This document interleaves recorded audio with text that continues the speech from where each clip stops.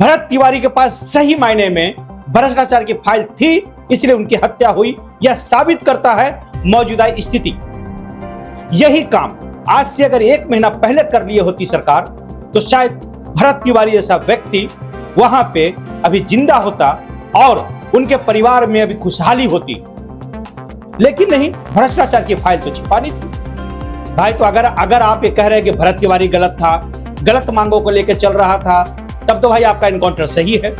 अगर वो सही चीजों के लिए लड़ रहा था और सही मांग कर रहा था, तब तो उसकी हत्या है। आप एक बार भरत तिवारी का वीडियो को गौर से देखिएगा, किस तरीके से आवाज आ रही है। कभी भी वो आवाज किसी अपराधी की नहीं हो सकती, वो ललकार किसी अपराधी की नहीं हो सकती है।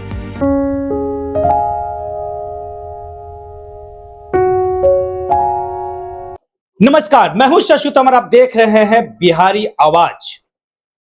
भरत तिवारी, जी हां, वही भरत तिवारी जिनकी इनकाउंटर के बहाने हत्या कर दी गई थी, जिन्हें जवनिया गांव के लोग उन्हें शहीद का दर्जा मांग रहे हैं, वहीं इस हत्याकांड पर जांच आयोग भी बैठा दिया गया है।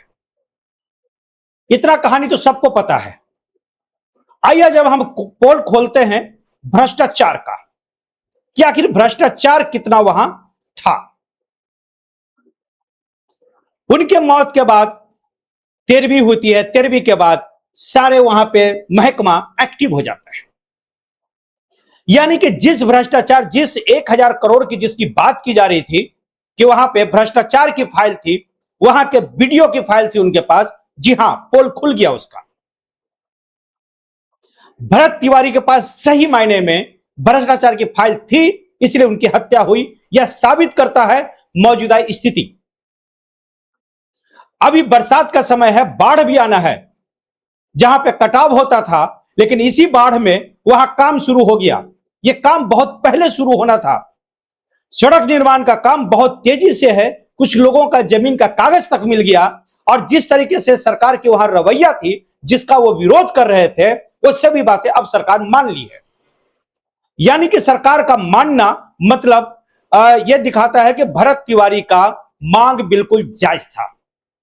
जायज मांग के लिए लड़ रहे थे, तो भाई उनकी हत्या करने की जरूरत पड़ी थी। यही काम आज से अगर 1 महीना पहले कर लिए होती सरकार, तो शायद भरत तिवारी जैसा व्यक्ति वहां पे अभी जिंदा होता और उनके परिवार में अभी खुशहाली होती। लेकिन नहीं, भ्रष्टाचार की फाइल तो छिपानी थी, तो कर दिया एनकाउंटर, मिल गई तसल्ली, हो गई शांति। लेकिन शांति नहीं हुई। जितनी आसान तरीके से समझा गया था कि उसकी हत्या हो जाएगी, लोग शांत हो जाएंगे, हमारे भ्रष्टाचार की फाइल दब जाएगी, नहीं हुआ ऐसा। जब बातें आई हैं, जब लोग सवाल पूछने लगे हैं, तो आज उस फाइल पे वहां काम शुरू हो गया है। यानी कि अगर यह भी जांच किया जाए कि जो काम आज हो रहा है वो फाइलों में कब तक हो चुका था, पहले जांच कीजिए ना, चल जाएगा पता आपको कि वो फाइल कब कंप्लीट हो चुका था, कब बंद हो चुका था, और आज वहां काम शुरू है। यह जांच का विषय है, वरना इतनी तेजी से काम तो होना नहीं था। सरकार ने कभी तो तेजी दिखाई नहीं थी, तो आज क्यों? आज क्या यह सरकार बताना चाहती है कि भरत तिवारी की शहादत काम आया? भाई, तो अगर आप ये कह रहे हैं कि भरत तिवारी गलत था, गलत मांगों को लेकर चल रहा था, तब तो भाई आपका एनकाउंटर सही है। अगर वो सही चीजों के लिए लड़ रहा था और सही मांग कर रहा था, तब तो उसकी हत्या है। अगर थोड़ा बहक कर अगर उसने हथियार भी उठा लिया था और हथियार को फेंक देने के बाद, जैसा लोग वहां बता रहे हैं कि हथियार फेंकने के बाद उनकी हत्या हुई है, तो यानी कि भाई मनसा साफ नहीं थी। और एक सवाल और उठा था कि इनकाउंटर के वक्त वीडियो साहब क्या कर रहे थे वहां? जी हां, वीडियो को तो कोई मतलब ही नहीं है। वीडियो का काम तो एडमिनिस्ट्रेशन से है, लॉ एंड ऑर्डर से तो है नहीं। और वहां लॉ एंड ऑर्डर की स्थिति उत्पन्न हुई थी, तो वीडियो साहब क्या कर रहे थे? कहीं यह हत्या वीडियो के इशारे पे तो नहीं हुई थी। यह जांच का विषय है, जांच चल रहा है। लेकिन जिस तरीके से वहां काम शुरू हुआ है, यह इससे पता चलता है कि वहां भ्रष्टाचार था वहां भ्रष्टाचार। और उसकी आवाज सही मायने में भरत तिवारी उठा रहे थे और बहुत ही तरीके से उठाया था। जब वो हार चुके थे भ्रष्टाचार के प्रति, घुटने टेक चुके थे, तो घुटना टेकने के बजाय शहीद होना उन्होंने उचित समझा था। यही कारण था। आप एक बार भरत तिवारी का वीडियो को गौर से देखिएगा, किस तरीके से आवाज आ रही है।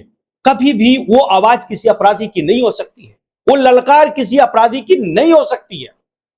यानी कि सिस्टम के प्रति कहीं ना कहीं उनकी एक वेदना थी, कहीं ना कहीं सिस्टम के प्रति नाराजगी थी, और वो नाराजगी में ही हथियार उठाया गया था।